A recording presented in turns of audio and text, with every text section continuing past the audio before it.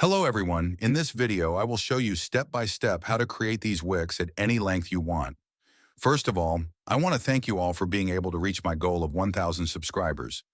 Before continuing, please give a like and subscribe to the channel and leave your opinion in the comments below. Let's start. We will use matches as the main source of combustion. For 2 meters of wick, about 4 boxes. We will start by emptying all the match boxes, and using pliers we will peel the flammable mixture off all the matches. Using a round metal box, I will grind the flammable mixture until it becomes a powder. That metal box has a lid in which I made a hole approximately as big as the thickness of the thread that will be used.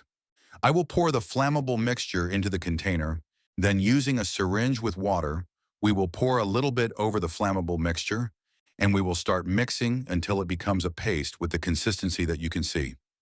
I will use about 2 meters of thread that I will insert through the inside of the lid, and I will make a knot creating a circle to hang the wick later.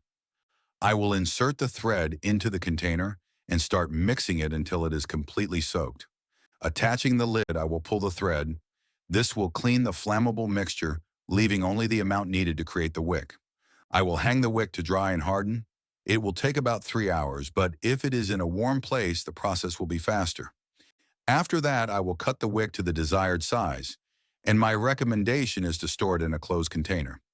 I will continue to present how this wick burns. Thank you for staying until the end.